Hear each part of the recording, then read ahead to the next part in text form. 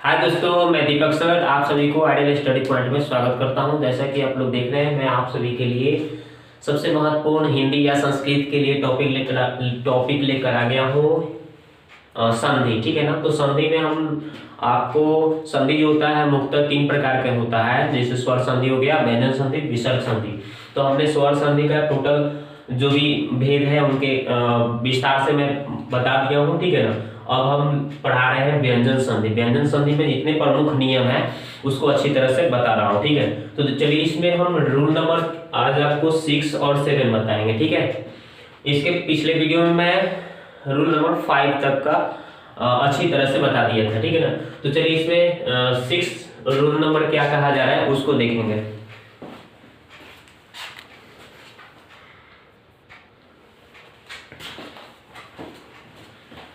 तो देखिए rule number 6 क्या कहा जा रहा है कि यहाँ पे स्वर या दीर्घ स्वर वर्ण के बाद स्वर या दीर्घ, ठीक है, स्वर हो या दीर्घ हो, स्वर के बाद आपका क्या हो, ह्रस्व या दीर्घ स्वर के बाद छ हो, ठीक है ना। ह्रस्व या स्वर आप तो समझते होंगे ना, ह्रस्व या दीर्घ। ह्रस्व या दीर्घ का मतलब होता है जैसे अ हो गया और आ हो गया, ठीक है ना। तो ये क्या होता है, ये होता है आपका ह्रस्व स्वर वर्ण है। ये क्या होता है, दीर्घ स्वर वर्ण होता है।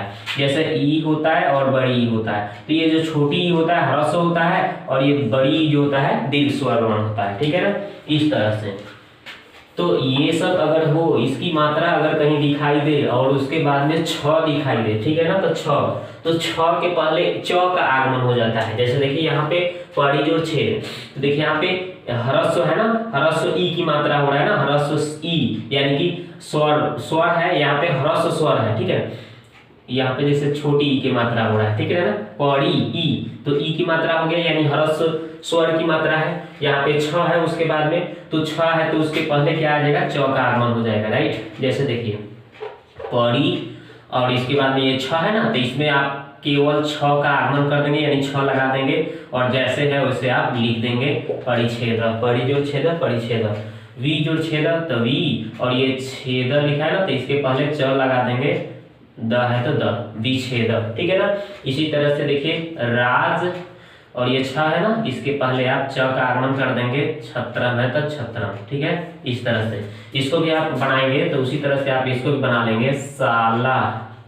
ये छ है ना, तो छ के पहले आप आधा च का आगमन कर देंगे, द नम है तो साला छादनम, ठीक है, इस तरह से। अब यदि म के बाद में अंतस्थ या उष्म वर्ण हो, देखिए यहाँ पे अंतस्थ वर्ण के मतलब होता है यर लव, ठीक है। म के बाद यर लव यानी कि अंतस्थ वर्ण या उष्म वर्ण यानी कि तलावी स, मूर्धन्य स, दंती स, ह, यानी तीनों स के हो या ह हो। उष्म वर्ण में कौन कौन आते हैं, तीनों स यानी तलाव स, मूर्धन्य स, दंती स जो भी होते हैं और ह, ये चारों आ जाते हैं उष्म वर्ण में, ठीक है।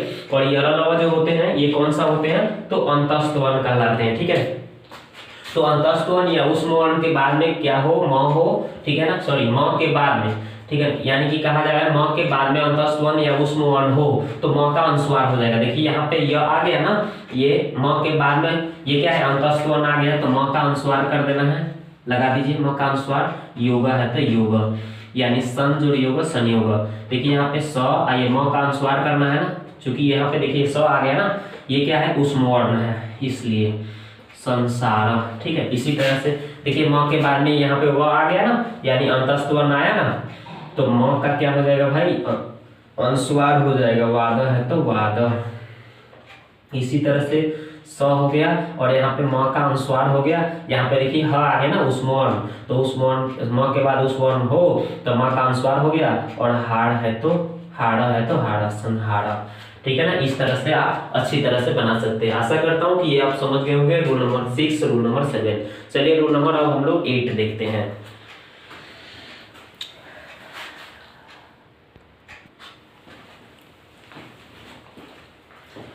तब देखिए दोस्तों हम लोग रूल नंबर 8 देखेंगे, ठीक है ना। यदि मूर्धन्य स के बाद त हो, ठीक है, या थ हो, मूर्धन्य स के बाद क्या हो, त हो या थ हो, तो क्रमशः ट या ठ हो जाता है, ठीक है ना। यानी मूर्धन्य स के बाद क्या हो, त होगा तो ट हो जाएगा, थ होगा तो ठ हो जाएगा, ठीक है। जैसे देखिए यहाँ पे उत्कृष्ट के बाद त लिखा है, तो देखिए यहाँ पे देखिए क्या बोला गया कि मूर्धन्य स के बाद त हो, देखिए मूर्धन्य स के बाद त है तो त होगा तो क्या होगा, ट हो जाएगा। अगर थ होगा तो ठ हो जाएगा, तो त है यहाँ पे तो क्या होना चाहिए, ट होना चाहिए। तो देखिए लिख देंगे हम उत्कृष्ट, उत्कृष्ट, देखिए ये मूर्धन्य स के बाद त है ना, तो क्या हो जाएगा भाई, ट हो जाएगा। तो यहाँ पे ये आधा हो जाएगा, उत्कृष्ट ट, उत्कृष्ट हो जाएगा, राइट, ठीक है ना। यानी कि त होगा तो क्या हो जाएगा भाई, ट हो जाएगा, याद रखिएगा। अगर थ होगा तो ठ होगा। इस तरह से देखिए मूर्धन्य स के बाद थ है तो यहाँ पे ठ होगा, तब स, ये आधा हो जाएगा मूर्धन्य स, और ये थ है ना, तो थ है तो क्या होगा भाई, ठ हो जाएगा ना, तो ठ हो गया। यानी यहाँ पे सस जोड़ था तो षष्ठ, ठीक है। इस तरह से प्रीस जोड़ था तो क्या हो जाएगा, प्री, इसका आधा हो जाएगा मूर्धन्य स, और ये थ रहेगा तो क्या होगा, ठ होगा ना, तो ठ हो गया, यानी पृष्ठ हो गया। प्रीस जोड़ था पृष्ठ, यहाँ पे विसर्ग है तो विसर्ग लगा दीजिएगा, ठीक है ना। इस तरह से आगे देखिए इसका क्या हो जाएगा भाई, तो इसका अगर आप बनाते हैं तो क्या हो जाएगा, देखिए इसका अगर आप बनाते हैं तो क्या लिखा है, प्रीस, तो लिख देंगे प्रीस, ये आधा सा हो जाएगा, ठीक है ना। और यहाँ पे थ लिखा है तो थ है तो क्या होगा, ठ, और म है तो म, पृष्ठम, क्या हो जाएगा, पृष्ठम, पृष्ठ जोड़ थम, पृष्ठम। इस तरह से देखो, यदि त के बाद च ज ल, त के बाद च ज ल होगा तो त का वही, त के बाद वाला ही वर्ण हो जाएगा, त का वही वर्ण हो जाता है, यानी कि त के बाद वाला ही वर्ण जो होगा वही हो जाएगा, ठीक है। जैसे देखिए यहाँ पे त के बाद ल है ना, तो क्या बोला हूँ, त के बाद च हो या फिर ज हो या फिर ल हो, त के बाद च भी हो सकता है, तो देखिए यहाँ पे च लिखा है, या ज भी हो सकता है, देखिए ज लिखा हूँ, ल यानी ल वाला हो सकता है त के बाद, तो क्या हो जाएगा, जो बाद वाला वर्ण होगा ना वही वर्ण हो जाएगा। जैसे देखिए उ, यहाँ पे त है ना, तो ये त के बाद वाला ये जो वर्ण दिख रहा है आपको ल, तो ये ल ही हो जाएगा, तो ल हो गया आधा, ये पहले से ल है, हो गया ना। लेखा है तो लेखा, उलेखा, उत जो लेखा उलेखा, इस तरह से।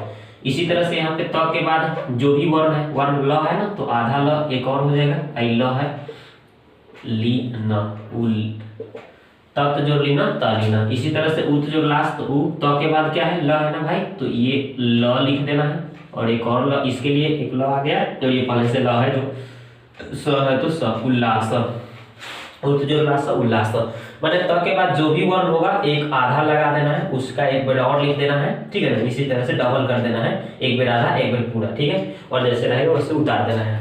इसी तरह से देखिए त के बाद में यहाँ पे देखिए क्या है, त के बाद च है ना, तो आधा च लगाइए, और ये जो लिखा हुआ है उसको आप ऐसे ही लिख दीजिए, उसमें जोड़ दीजिए, उत जोड़ चारणा उच्चारण।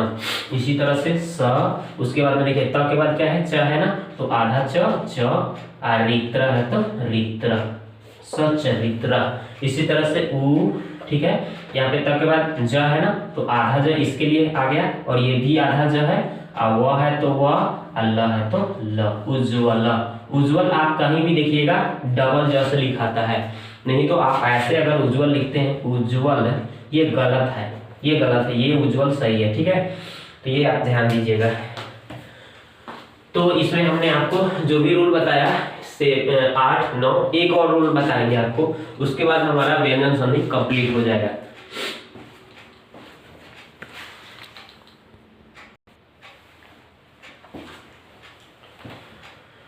तो अब चलिए दोस्तों देखते हैं रूल नंबर 10, ठीक है। यदि तलावे स के बाद यदि त के बाद तलावे स हो, ठीक है ना, त के बाद में तलावे स अगर आपको दिखाई देता है तो क्या हो जाएगा, चर्चा हो जाएगा, ठीक है ना।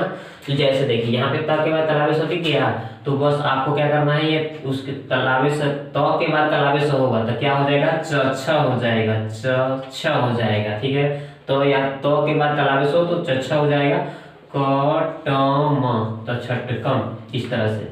यहाँ पे देखिए भ व, त के बाद तलावे स है ना, तो क्या हो जाएगा, क्रमशः क्या हो जाएगा आपका, चर्चा हो जाएगा, ये उसके बाद र न य, ठीक है, ये हो जाएगा, ठीक है ना। यानी त के बाद में तलावे स होगा तो ये दोनों मिलकर क्या हो जाएगा, चर्चा हो जाएगा, याद रखिएगा, ठीक है। ये इस तरह से देखिए भ ग व, देखिए ये त और तलावे से मिलकर क्या हो गया, चर्चा हो गया ना, चर्चा, र न य, इस तरह से, ठीक है। विसर्ग है तो विसर्ग लगा देना है। तो यहाँ पे जैसे भगवत जो शरण्य, भव शरण्य, इस तरह से भगवत जो क्या लिखा है शरण्य, तो भगवत शरण्य, इस तरह से। तत् जो छटकम, तो छटकम, इस तरह से, ठीक है।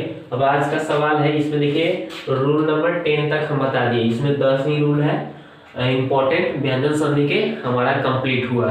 तो देखिए आज हम आपके लिए कुछ सवाल टेस्ट ले रहे हैं, ठीक है ना। सवाल लिखे हैं आपके लिए, जैसे समझ और कृति, ये व्यंजन संधि हम पढ़ाए हैं ना, उसमें से हमने टेस्ट लिया है 1-2 क्वेश्चन। इसका जवाब आपको कमेंट बॉक्स में देना है। समझ और कृति क्या होगा, ठीक है, और जगत जो नाम क्या होगा आपको बताना है कमेंट बॉक्स में।